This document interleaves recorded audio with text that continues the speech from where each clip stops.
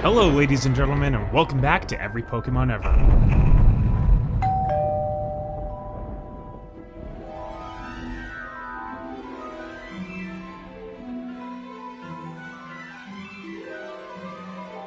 At first glance, this may seem like an ordinary Magikarp card. Magikarp, the worst Pokemon ever, am I right? What? That's not gonna work! Magikarp is the worst! Magikarp can evolve into Gyarados. All it needs is a little kick! Water in the hole! In my head, I saw that differently. But little would you guess, this card fetches one of the highest prices in today's market. To explain this card's rarity, we need to first talk about one of Pokemon's craziest publicity stunts ever. It's time to head back to school as we explore the Tamamushi University program. Let's go!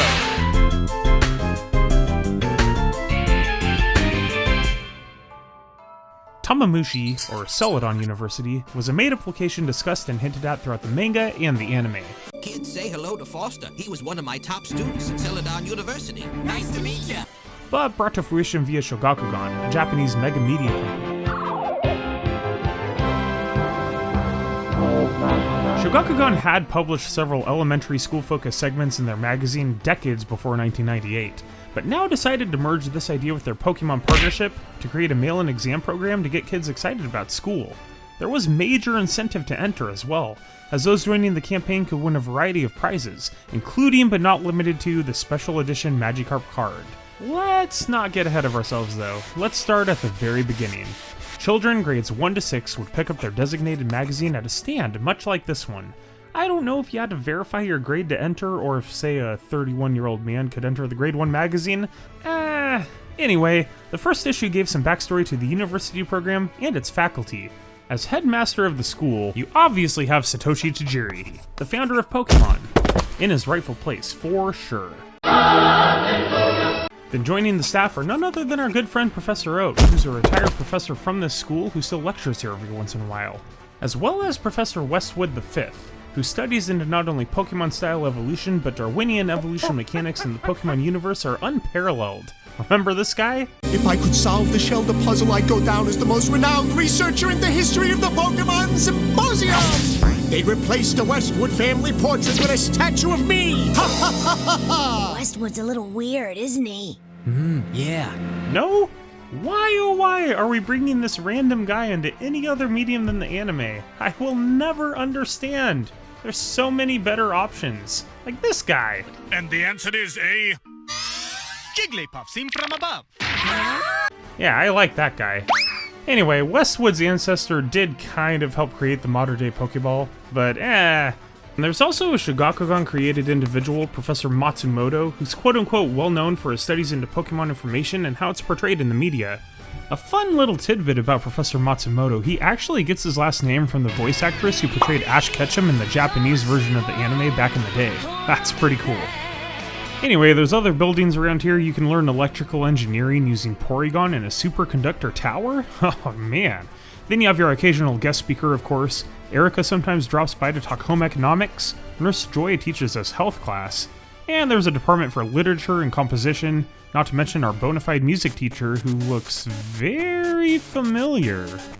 Imakuni? Anyway, this whole endeavor is fledged out. Somebody back in 1998 had a hell of a time making this backstory, and I applaud you for your efforts. But why Magikarp? Magikarp! Just hearing that name makes my blood boil! Well, I guess the whole aspect of the school was to grow through studying, kind of a ploy to help kids realize that studying for your goals is cool. Gotta keep them kids off the streets! So the use of Magikarp to Gyarados is an over-exaggerated portrayal of what growth can do. Not steroids. The other kind of growth. Mental growth.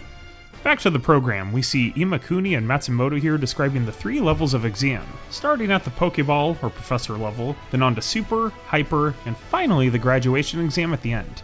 In April of '98, the entrance exams were available via magazine. Like I said, we want to take the easy road, so let's take a look at the first grade questions. Not bad, eh? It simply asks you to identify the Celadon City locations below. We can't fully see the third mark under that crease, no doubt. One of these is definitely Erica's gym, the other is the Celadon Mansion, where we stole that Eevee on our playthrough of Red and Blue.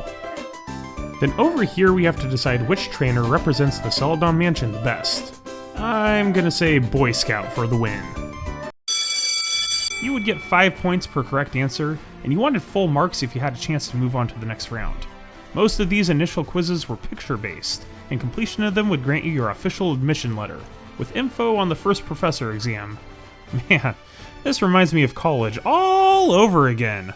More mock exams were released in the months that followed, preparing students for their first taste of utter disappointment. Now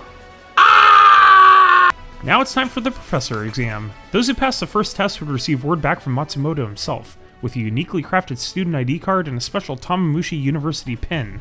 They would also receive a handbook to aid in their studies that included trivia on Pokeballs and a photo album to store their friends' information.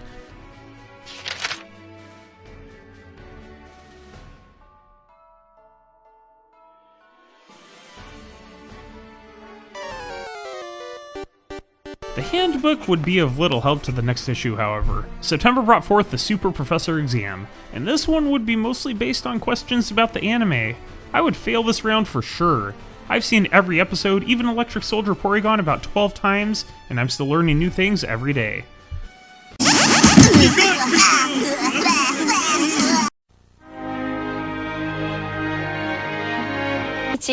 ポケットモンスターを見て多くのお友達が急に具合が悪くなってしまいました。ものすごい速さで入れ替わっていたんですね。Those who passed with most questions correct would receive even more unique cards, one of them being a scorecard, and a Matsumoto comment with a joke. Who doesn't want one of these? And this nice little foil card box. Only those who passed with a full score of 100 would gain the rank of Super Professor, however, and claim their title with this awesome certificate featuring the legendary birds. And in November, those few who rose to become a Super Professor, sounds weird but we'll go with it, would be treated to a glimpse of what they could win. A promotional Magikarp trading card, where the Magikarp knows Dragon Rage, and also a view of an actual in-game Pokemon that would be available to those who attend the graduation event, if they can pass the Hyper Professor exam. But when I say these tests are near impossible to pass, I'm just not saying that. Let's take a look for ourselves. How did Pikachu stop Togepi from crying in Pikachu Summer Vacation? Oh,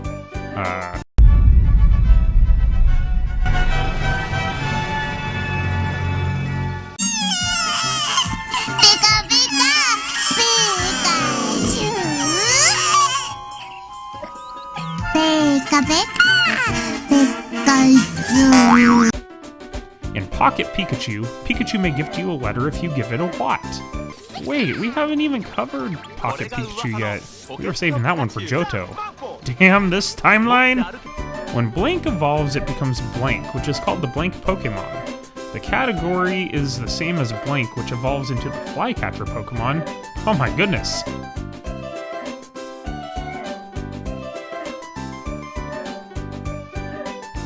Which is not illegal in Pokemon Stadium. The trainer hasn't issued an order. What's the matter, trainer? Oh boy. In Pokemon Yellow, which of these moves and levels are correct, and different from Pikachu in Red and Blue version? And last but not least, the one that will kill off any glimmer of hope you may have, the large Pikachu on the ANA Boeing 767 that we got kicked off of. How tall is it? In meters? I don't know who could possibly get these answers in 1998, but if you did make it, you deserve the title of Hyper Professor, for sure. And up to 1,000 of these Hyper Professors would get the glorious Magikarp promotional card. It's no wonder this card is worth so much. Only 1,000 were given out at most, and people think that there were actually far fewer given out. The exams are brutal, and any soul paying this much attention to the franchise was and is a true OG Pokemon fan.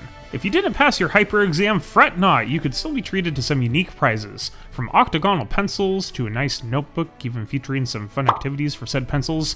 There was also an ad for an upcoming school anthem contest with Imakuni. School anthem contest? This was a whole separate thing! I don't believe the depth of this thing, guys, I'm dumbfounded. So, there was a separate contest where entrants could submit their idea for a college anthem to represent Tamamushi University. The winner would have their lyrics used in the making of an official song by Pokemon, with Imakuni singing and original series composer Hirokazu Tanaka making the music. Imagine having your submission made into a real song. This ad portrays Imakuni, Professor Matsumoto, and your favorite furry yellow rat going through hundreds of submissions, along with 3 of their top choices thus far. Matsumoto likes one that plays on numbers and Pokemon names, Imakuni leaning toward one that gets a little spicy with the lyrics, and Pikachu just, he's saying people look like Psyducks when they think. What a jerk. Not only that, but the anthem would be played at the 9th annual Next Generation World Hobby Fair in Japan in front of the entire class of people going for their graduate degree. The song itself was a long-lost relic, only playing at the fair in 1999, of which little to no footage exists. We do know a fellow named Tomomi Ida was awarded the Professor of Music at the ceremony because his song lyrics were the winning ones chosen. Beyond that, the song was only published semi-unofficially on 3 cassette tapes. For those young people out there, a cassette tape is what preceded a CD. If you don't know what a CD is, get out! These 3 tapes were handed out to a random winner at the graduation ceremony, which means you had to pass your hyper test to even have a shot at getting one. Apparently, and this is a big stretch here, Matsumoto and Imakuni might have appeared on an episode of Ohasuda, a Japanese media broadcast program, in early 1999 to talk about the Tamamushi University program. Now, Hirokazu Tanaka, better known as Chip, was one of the pioneers of chiptune music. He wrote such classics as this.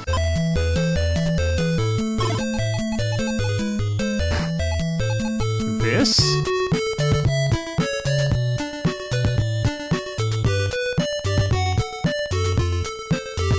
This. And this?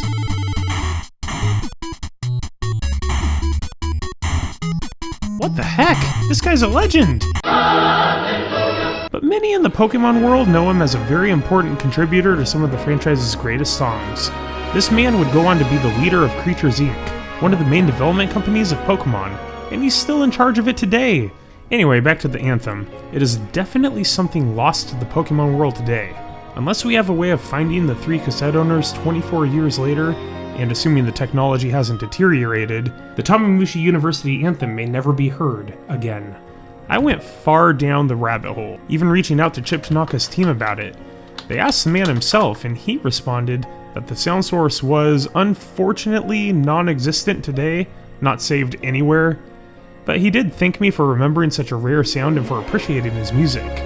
If I'm allowed to fangirl for a minute, let's remember that this is the president of Creatures Inc. This is cool enough in itself. We have to move on, but I hope one day we can find this long-lost Pokemon song. I bet when Imakuni and Tanaka made it in 1999, they had no idea they were creating the rarest Pokemon song of all time.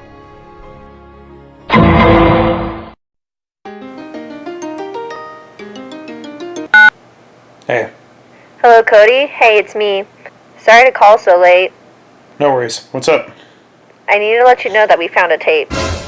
Oh, seriously? Okay, let me go grab a camera real quick. Yep. Okay. Let me look at the link you sent.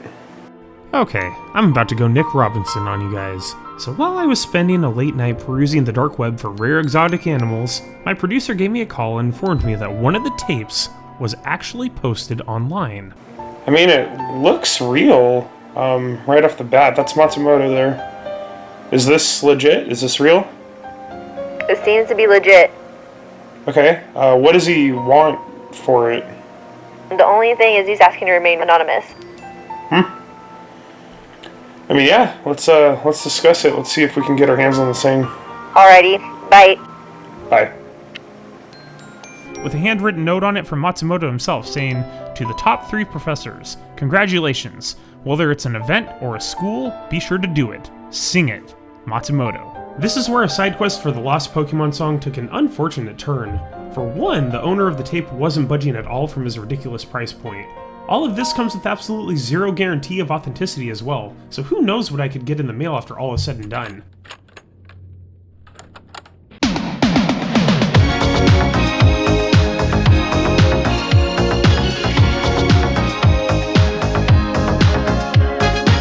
That being said, this would be a very odd thing to fake, wouldn't it?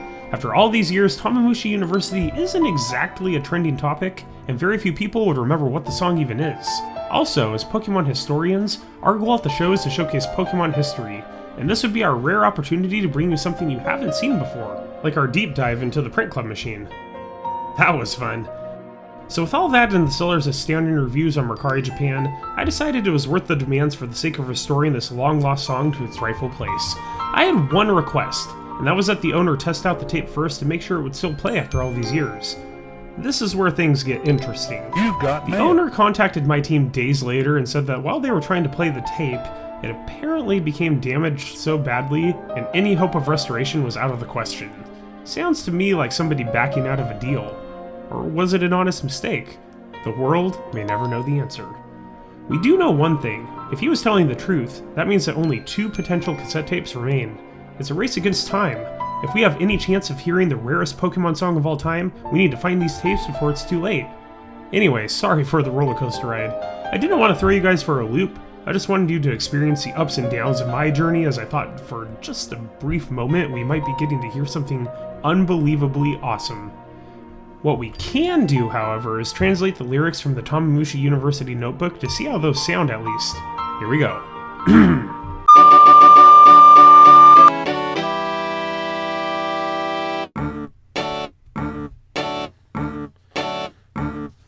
What kind of color is the Jubilo? This is the Jubilo Eero.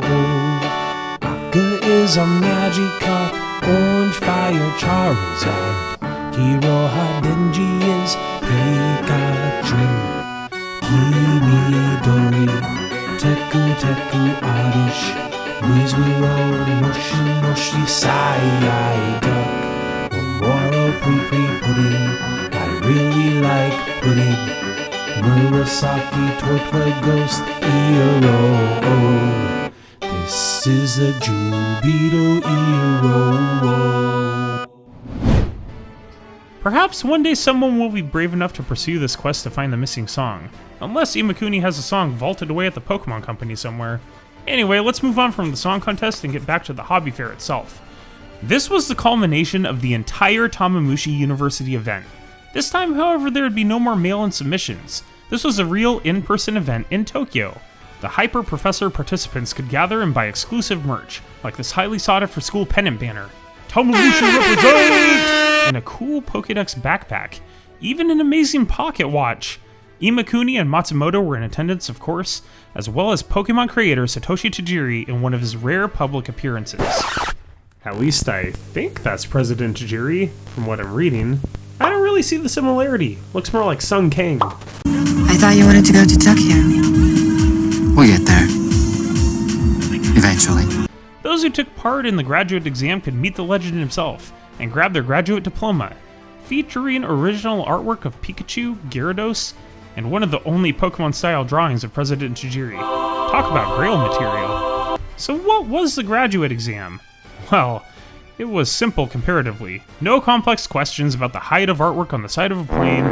All you had to do was submit a postcard artwork of a Pokemon using an attack that has never been seen before.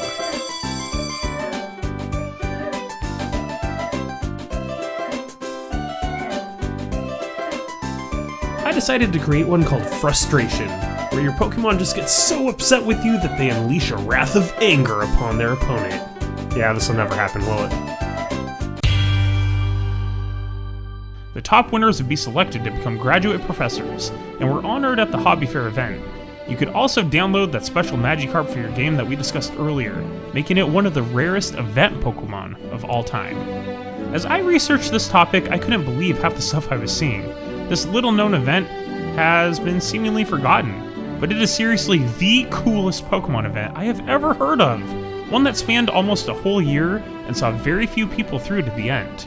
You want to know why this is worth the price that it is? I think the answer is clear now. To get this card, you would have to go to hell and back. You had to do a ton of research. You had to take actual exams in a fictional school with ties to the real-life Pokemon universe. If only we had events like this today. I, as lavish as it may seem, will never ever own that Magikarp card. I couldn't have even gotten it back in the day. The exams are truly a test of Pokemon know-how, not seen since 1998. Tamamushi University deserves to be remembered, not for what it was, but for what it can be again. The magic of the 90s is gone unless we choose to relive it. and we can make Pokemon events great again with lots of love and care, and liberty and justice for all. Hallelujah! Oh, sorry, I'm out of time. Anyway, stay awesome, Pokemon fans.